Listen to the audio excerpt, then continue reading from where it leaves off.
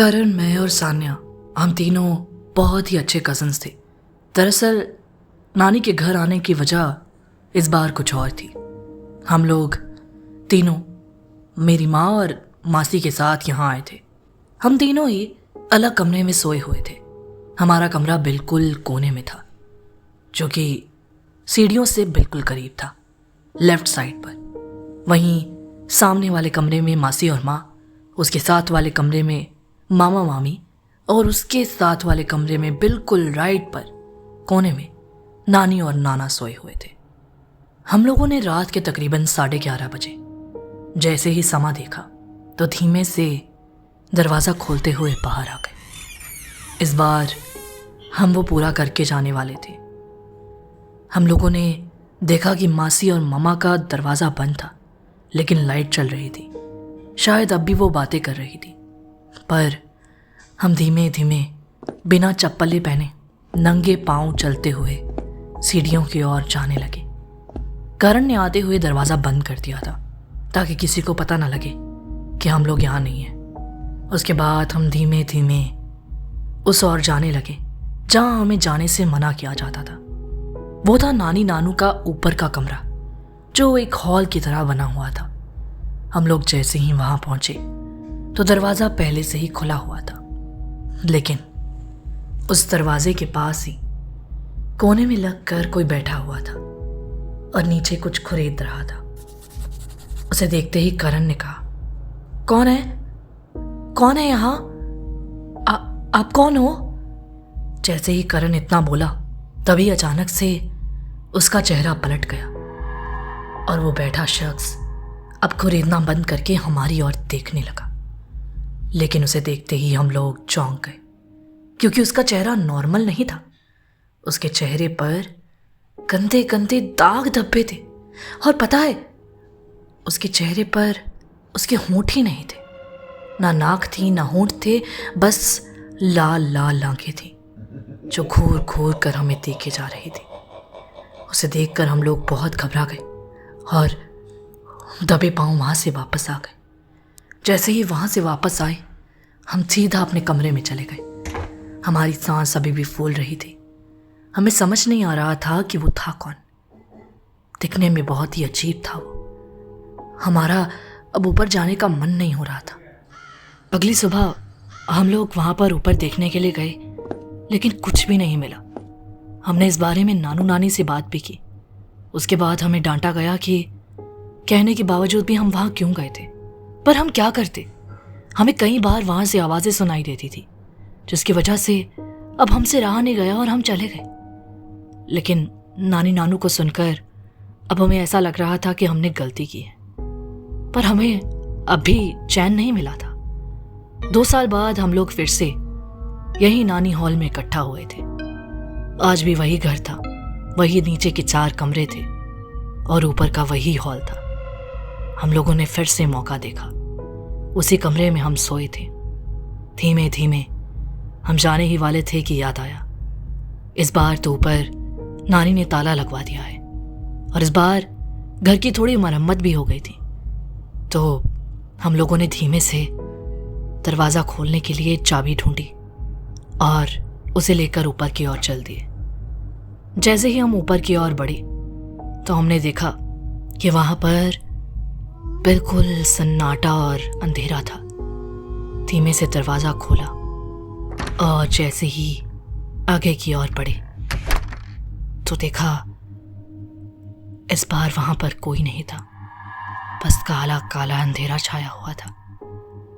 तभी अचानक करण आगे की ओर बढ़कर लाइट जलाने ही वाला था कि करण के पास हमने टॉर्च लाइट से देखा कि वही शख्स था, लेकिन इस बार उसके चेहरे पर कोई भी दाग धब्बा या कुछ नहीं था। और इस बार तो उसकी आंखें भी गायब थी। बिल्कुल सफेद चेहरा, ना कोई होंठ, ना कोई आंखें, ना कोई नाक, बस एक सफेद रूप था उसका। वो हमें देखकर गुस्से से करण की ओर बढ़ने लगा।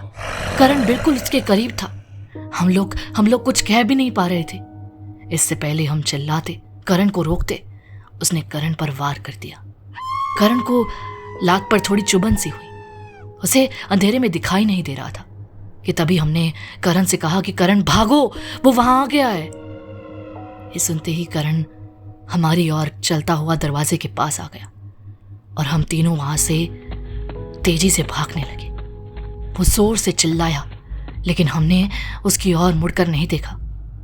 हम लोग तीनों नीचे आए, हांफते हुए नीचे आए ही थे कि नानी ने हमें पकड़ लिया और हमें बहुत डांट लगाई। उसके बाद जैसे ही हम कमरे में सोने के लिए जा रहे थे तो हमने देखा कि नानी ऊपर की ओर जाकर कुछ कर रही थी।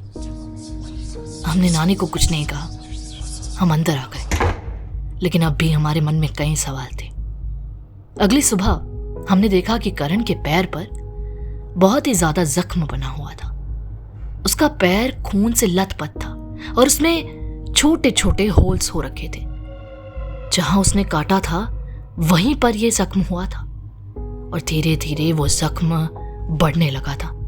करण की पूरी लात उस जख्म के साथ भर गई थी, पूरी लाल और होल्स के साथ उसकी लात खराब होते जा रही थी। ऐसा लग रहा था कि जैसे उसकी लात के अंदर कुछ घुस गया है और वो छोटे छोटे होल्स कर रहा है।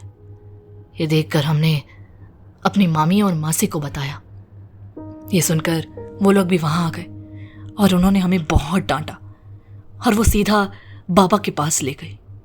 हमें आश्चर्य था कि बाबा के पास क्यों ले जाया जा रहा है, बल्कि हमें तो डॉक्टर के पास जाना चाहिए था। लेकिन हम लोग कुछ बोल नहीं पाए क्योंकि हमने गलती की थी और अब कुछ बोलते तो और डांट पड़ती।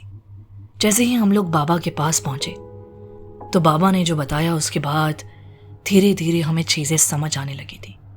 दरअसल वो करण को काटने वाला कोई आम शख्स नहीं, बल्कि एक जिन्न का ही रूप पूर्णिमात है। पूर्णिमात एक खतरनाक राक्षस कह सकते हैं, जो बहुत समय पहले जब नाना ने ये मकान लिया था तब वहां पर आया था। दरअसल ये मकान नानू का खुद का नहीं था, उन्हें किसी ने तोहफे में दिया था। लेकिन उस वक्त नानू को ये नहीं मालूम था कि साथ में कुछ और भी तोहफे में मिल रहा है।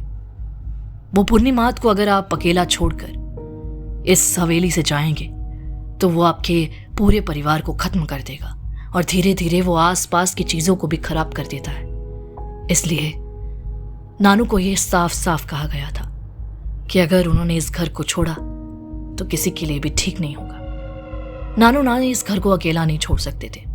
मामू मामी कभी कभार ही इस घर में आते थे और हम लोग भी कभी कभार छुट्टियों में आते थे, तो इसलिए हमारे पास कोई और जगह भी नहीं थी वहां रहने की। तो ये घर हम सब के लिए खास था, पर मुझे नहीं पता था कि इस तरह से कोई जानवर वहां पर रहता है। खैर, उसके बाद बाबा ने कहा कि अब इसका सॉल्यूशन पूर्णिमात से ही पाना होगा। जैसे ही वो दरवाजे के पास आए, रात को उसके पास बैठकर उससे भीख मांगनी होगी, तब जाकर वो करण को ठीक करेगा। ये सुनते ही अगली रात नानी, बाबा और करण और मासी चारों वहीं पर बैठकर उस पूर्णिमात का इंतजार करने लगे। रात के 12 से 3 कब बज गए किसी को पता ना चला। हम लोग बहुत घबराए हुए थे, लेकिन हमें ऊपर जाना अलाउड नहीं था। हम करण को देख नहीं सकते थे। करण अपनी लात को लिए चिल्ला रहा था, रो रहा था क्योंकि उसे बहुत दर्द हो रही थी। धीरे धीरे वो जख्म करण के ऊपर बढ़ रहा था कि तभी अचानक पूर्णिमात जैसे ही वहां आया तो उन्होंने पूर्णिमात को बाबा द्वारा दी गई एक चीज पकड़ा दी, जो पीते ही पूर्णिमात खून की उल्टी करने लगा और उसी खून से करण की लात को लगाकर ठीक किया गया। उसके बाद बाबा ने कुछ तंत्र मंत्र से दरवाजे को बांध दिया और नीचे की ओर आ गए। अब करण तो ठीक हो गया था, लेकिन कुछ समय बाद नानू नानी की मृत्यु हो गई और उसके बाद मामू मामी ने यहाँ पर हवेली में एक चौकीदार को रखकर छोड़ दिया। अब वो चौकीदार ही उस हवेली की रक्षा करता है और वो कभी भी ऊपर अकेले नहीं जाता है। पूर्णिमात का समय बस समाप्त होने वाला है। ये कहना लोगों का है कि पूर्णिमात कुछ समय के लिए ही वहां पर है। जो समय उसे दिया गया था उसके बाद जैसे ही पूरा होगा तो वो किसी और की हवेली में जाकर कब्जा करेगा और किसी और को अपना शिकार बनाएगा।